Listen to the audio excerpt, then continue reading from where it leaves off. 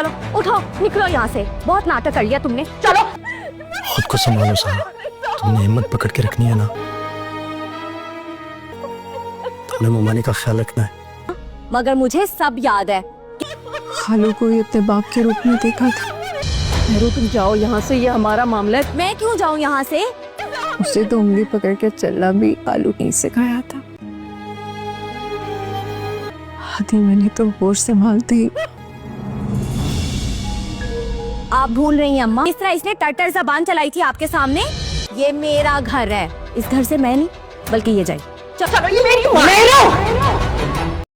मुनीर साहब आखिरकार अपनी बेटी मेहरू की बदकिरदारी को बर्दाश्त नहीं कर पाएंगे और वो इस दुनिया से रुखसत हो जाएंगे, जिसका कि मेहरू को कोई गम भी नहीं होगा। लेकिन आलिया बेगम मेहरू को ही अपने शौहर का कातिल करार देगी और उससे कहेगी कि तुम्हारा बाप तो खुश होकर तुम्हें दुआएं देने गया था, लेकिन तुमने जो कुछ भी किया उसकी वजह से तुम अपने ही बाप की कातला बन चुकी हो। मैं तुम्हें कभी भी माफ़ नहीं करूँगी।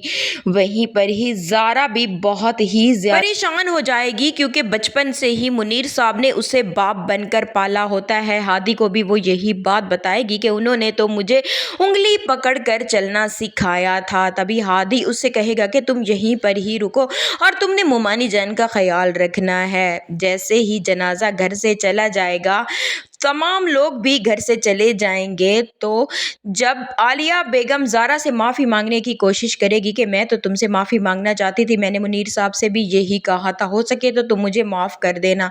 वहीं पर ही मेहरू भी आ जाएगी और वो ज़ारा को बाजू से पकड़कर धक्के मार कर घर से निकालने की कोशिश कर रही होगी कि तुमने मेरी माँ के साथ बहुत ही ज़्यादा बदतमीज़ी की थी, मैं ये भूलने वाली नहीं हूँ, हमारे घर से दफ़ा हो जाओ। लेकिन ज़ारा वहाँ से कहीं भी नहीं जाएगी और वो वहीं पर ही मेहरू का मुंह तोड़ कर रख देगी।